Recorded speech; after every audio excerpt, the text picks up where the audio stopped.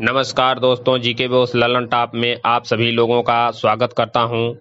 आज हम इतिहास का प्रैक्टिस नंबर 4 देखेंगे, जो TGT, PGT and junior teacher तथा अन्य एग्जाम में इतिहास के पूछे जाने वाले प्रश्नों के लिए इम्पॉर्टेंट हैं। हमारे channel GK boss Lalan top को लाइक और सब्सक्राइब करें ताकि हम अगला सेट अच्छी तरह से लेके आएँ। देखते हैं आज के सेट नंबर 4 का पहला सवाल। सवाल नंबर 1, वैदिक कालीन राजा जनता से कौन सा कर लिया जाता था? वैदिक कालीन राजा द्वारा जनता से कौन सा कर लिया जाता था? ए बलि, बी कर, सी बर्मन, डी विदत। इसका उत्तर क्या सही होगा? पहले का उत्तर क्या सही होगा? ए, बी, सी या डी? तो पहले का उत्तर ए सही होगा। वैदिक कालीन राजा द्वारा जनता से जो कर लिया जाता था उसे बलि कहा जाता था। देखते हैं अगला प्रश्न। प्रश्न संख्या 2, निम्नलिखित में से कौन सा कथन सत्य है? ए, ऋग वैदिक कालीन आर्य प्रकृति की पूजा करते थे। बी, ऋग वैदिक आर्य उन्नत लोग थे। सी, ऋग वैदिक परिवार संयुक्त परिवार थे। डी, ऋग वैदिक काल में नारी सम्मानित थी तथा वह घर के कामों की देखभाल करती थी। इसका उत्तर कौन सा सही होगा? ए, बी, सी या डी? दूसरे का उत्तर डी सही होगा। ऋग्वैदिक काल में नारी सम्मानित थी तथा वह घर के सभी कामों की देखभाल करती थी। देखते हैं अगला सवाल। सवाल नंबर 3, निम्नलिखित में से कौन सी देवी ऋग्वैदिक काल में पूजी जाती थी? ए, उषा, बी इंद्र, सी वरुण, डी सूर्य। तीसरे का आंसर क्या होगा? ए, बी, सी या डी? तो तीसरे का उत्तर ए सही होगा। ऋग्वैदिक काल में जो है उषा देवी की पूजा की जाती थी। चलते हैं अगला प्रश्न। प्रश्न संख्या 4, वरुण को ऋग्वैदिक काल में किस वस्तु का देवता माना जाता था? वरुण को ऋग्वैदिक काल में किस वस्तु का देवता माना जाता था? ए जल, बी हवा, सी प्रकाश, डी प्रकृति संचालक। चौथे का आंसर क्या सही होगा? ए, बी, सी या डी? तो चौथे का आंसर डी सही होगा। वरुण को ऋग्वैदिक काल में प्रकृति का संचालक कहा जाता था। वरुण का ऋग्वेद में जो है 30 बार वर्णन है। वहीं इंद्र अग्नि के बाद तीसरा प्रमुख देवता इनको माना जाता था। अरुण की पहचान जो है ईरान के जिद अवेस्ता के अहुर मज्जा से की जाती है। देखते हैं अगला प्रश्न। प्रश्न संख्या 5, वैदिक काल में जन किसे कहते थे?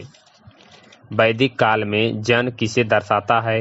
ए प्रांत, बी गांव, सी कबीला, डी लोग। पांचवें का कौन सा आंसर सही होगा? ए, बी, सी या डी? तो पांचवें का उत्तर सी सही होगा।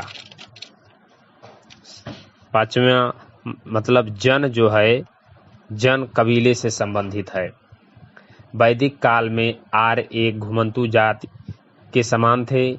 इनका समाज अनेक कबीलों में जो है बटा था, जैसे अनु, यदु, तुर्वस, युद्ध में बटा था। इन कबीलों को जो है आर्य लोग जो है जन कहा करते थे। देखते हैं अगला प्रश्न। प्रश्न संख्या 6, निम्नलिखित में से कौन असत्य है? ए, ऋग्वैदिक आर्य प्रकृति पूजक थे। बी, ऋग्वैदिक आर्य विशेषतः उन्नत थे। सी, ऋग्वैदिक आर्य संयुक्त परिवार में रहते थे। डी, ऋग्वैदिक आर्य मृत्यु के बाद भी जीवन में विश्वास रखते थे। छठे का आंसर क्या सही होगा? तो छठे का आंसर बी सही होगा। ऋग्वैदिक आर्य विशेषतः उन्नत थे। चलते हैं अगला प्रश्न। प्रश्न संख्या 7, वैदिक काल में आर्य लोग किसके तहत संगठित हुए? ए, बी जन, सी समिति, डी सेनानी। वैदिक काल में आर्य लोग किसके तहत संगठित हुए? 20 जन, समिति या सेनानी? सातवें का उत्तर बी सही होगा। वैदिक आर्य लोग जो है जन के तहत संगठित थे। देखते हैं अगला प्रश्न, प्रश्न संख्या 8। क्रमागत रूप में सबसे अंतिम ग्रंथ है ए वेद, बी रामायण, सी महाभारत, डी उपनिषद। तो इसका आंसर क्या सही होगा, ए, बी, सी या डी? तो 8वें का आंसर डी सही होगा। सबसे अंतिम ग्रंथ जो है उपनिषद को माना गया है। देखते हैं अगला प्रश्न, प्रश्न संख्या 9। उपवेद कितने हैं, ए 3, बी 5, सी 4, डी 8। तो 9वें का आंसर क्या सही होगा, ए, बी, सी या डी? तो 9वें का आंसर सी सही होगा। उपवेदों की संख्या जो है 4 है। देखते हैं अगला सवाल, सवाल संख्या 10। राष्ट्रकाल जो प्रदेश का सूचक है पहली बार किस काल में प्रयोग में आया? राष्ट्रकाल जो प्रदेश का सूचक है पहली बार किस काल में प्रयोग में आया? ऋग वैदिक काल, हड़प्पा काल, उत्तर वैदिक काल या उपयुक्त में से कोई नहीं। 10वें का आंसर क्या सही होगा? तो 10वें का आंसर सी सही होगा। राष्ट्र काल का जो है प्रयोग सबसे पहली बार उत्तर वैदिक काल में आया। देखते हैं अगला प्रश्न, प्रश्न संख्या 11। उत्तर वैदिक काल में न्यायालय को क्या कहा जाता था? ए सभा, बी समिति, सी विष, डी विदत। उत्तर वैदिक काल में न्यायालय को क्या कहा जाता था? 11वें का आंसर क्या सही होगा? 11वें का आंसर डी सही होगा। उत्तर वैदिक काल में न्यायालय जो है विदत से संबंधित था। देखते हैं अगला प्रश्न, प्रश्न संख्या 12। यदि पुरोहित बलि नहीं देंगे तो सूर्योदय नहीं होगा, यह उक्ति किस ग्रंथ की है? यदि पुरोहित बलि नहीं देंगे तो सूर्योदय नहीं होगा, यह उक्ति किस ग्रंथ की है? ए उपनिषद, बी शतपथ ब्राह्मण, सी वेद, डी उपवेद। 12वें का आंसर क्या सही होगा? तो 12वें का आंसर बी सही होगा। शतपथ ब्राह्मण में ये कहा गया है कि यदि पुरोहित बलि नहीं देंगे तो सूर्योदय नहीं होगा। देखते हैं अगला प्रश्न, प्रश्न संख्या 13। 6ठी शताब्दी ईसा पूर्व में हुए वैदिक आंदोलन का केंद्र स्थल कौन सा था? 6ठी शताब्दी ईसा पूर्व में हुए वैदिक आंदोलन का केंद्र स्थल कौन सा था? ए तक्षशिला, बी कौशल, सी कौशाम्बी, डी मगध। 13वें का आंसर क्या सही होगा? तो 13वें का आंसर डी सही होगा। मगध में जो है 6ठी शताब्दी ईसा पूर्व का वैदिक बौद्धिक आंदोलन जो है केंद्र माना जाता है। धार्मिक आंदोलन यहीं हुआ था मगध में। तो 6ठी शताब्दी ईसा पूर्व मगध में धार्मिक आंदोलन का जो है सूत्रपात वैदिक धर्म की जटिलता और उसके कर्म कांड के विरुद्ध जो है हुआ, प्रतिक्रिया स्वरूप हुआ, जिसमें जो है जैन और बौद्ध धर्म का जो है विकास हुआ। देखते हैं अगला प्रश्न, प्रश्न संख्या 14। पंचमार्क सिक्के कौन सी ईसा पूर्व के हैं? 14वां पंचमार्क सिक्के कौन सी ईसा पूर्व के हैं? 200 ईसा पूर्व, 400 ईसा पूर्व, 500 ईसा पूर्व या 800 ईसा पूर्व? 14वां का आंसर क्या सही होगा? ए, बी, सी या डी? तो 14वें का आंसर सी सही होगा। पंचमार्क सिक्के जो हैं 500 BC ईसा पूर्व के हैं। ये सिक्के जो है 500 BC के हैं। पंचमार्क सिक्के जिसे आहत सिक्कों के नाम से भी जाना जाता है। प्रारंभ में जो है चांदी के सिक्के अधिक थे, परंतु बाद में तांबे और कांसे के भी सिक्के प्राप्त हुए हैं। धातु इन आहत सिक्कों के धातु पर विशेष रूप से एक चिन्ह का ठप्पा लगाया जाता था। ठप्पा चिन्ह का जो है ठप्पा होता था, जिसमें जैसे मछली, पेड़, मोर, यज्ञ वेदी, हाथी, शंख, बैल आदि के चिन्ह होते थे। देखते हैं अगला प्रश्न, प्रश्न संख्या 15। महावीर का जन्म किस ईसा पूर्व में हुआ था? 540 ईसा पूर्व, 400 ईसा पूर्व, 440 ईसा पूर्व या 640 ईसा पूर्व? 15वें का आंसर क्या सही होगा? ए, बी, सी या डी? तो 15वें का आंसर ए सही होगा। महावीर स्वामी का जन्म जो है 540 BC ईसा पूर्व में हुआ। वहीं जो है महात्मा बुद्ध का जन्म 563 ईसा पूर्व माना जाता है। देखते हैं अगला प्रश्न, प्रश्न संख्या 16। महावीर का जन्म किस स्थान पर हुआ था? ए कुंडलग्राम, कुंडग्राम, बी लुम्बिनी, सी कपिलवस्तु, डी कौशल। 16वें का उत्तर क्या होगा, ए, बी, सी या डी। तो 16वें का आंसर जो है ए सही होगा। महावीर स्वामी का जन्म जो है कुंडग्राम में हुआ था। महावीर का जन्म जो है वैशाली के कुंडग्राम में हुआ। वहीं महात्मा बुद्ध का जन्म जो है कपिलवस्तु के लुम्बिनी में हुआ था। देखते हैं अगला प्रश्न, प्रश्न संख्या 17। महावीर किस वर्ण से संबंधित थे, ए क्षत्रिय, बी शूद्र, सी ब्राह्मण, डी वैश्य। तो 17वें का आंसर क्या सही होगा, 17वें का आंसर ए सही होगा। महावीर जो है क्षत्रिय वर्ण से संबंधित थे। देखते हैं अगला प्रश्न, प्रश्न संख्या 18। जैन धर्म में कितने सिद्धांत हैं, ए 5, बी 6, सी 8, डी 10। तो 18वें का आंसर क्या सही होगा, 18वें का आंसर ए सही होगा। जैन धर्म में 5 सिद्धांत हैं। पहला अहिंसा, दूसरा सत्य, तीसरा अपरिग्रह, चौथा अस्तेय और 5वां ब्रह्मचर्य। अहिंसा यह जैन धर्म का सर्वाधिक महत्वपूर्ण व्रत है। सत्य बोलना और अपरिग्रह, इसमें जो है भिक्षुओं को सभी प्रकार के धन अर्जन से बचने के लिए कहा गया है। अस्तेय अनुमति के बिना किसी का धन जो है ग्रहण नहीं करना। और 5वां ब्रह्मचर्य, इसको जो है अंतिम तीर्थंकर महावीर स्वामी ने जोड़ा। देखते हैं अगला प्रश्न, प्रश्न संख्या 19।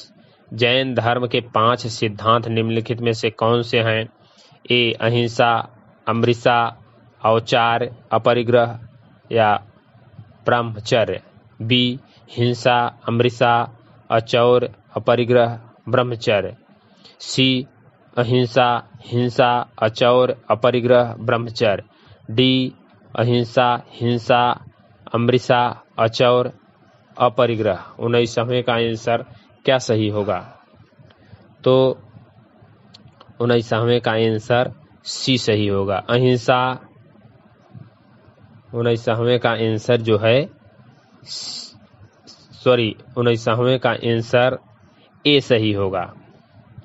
19वां में जो है अहिंसा, अमृता, अचौर्य, अपरिग्रह और ब्रह्मचर्य होगा। देखते हैं अगला सवाल, सवाल संख्या 20। जैन धर्म के रत्नत्रय किन्हें कहा गया है। जैन धर्म में रत्नत्रय किसे कहा गया है, सम्यक ज्ञान, सम्यक चरित्र और सम्यक जन्म, सम्यक ज्ञान, सम्यक जन्म और मृत्यु, सम्यक ज्ञान, सम्यक चरित्र और सम्यक दर्शन, उपयुक्त में से सभी। 20वें का क्या आंसर सही होगा, ए, बी, सी या डी। तो 20वें का आंसर सी सही होगा।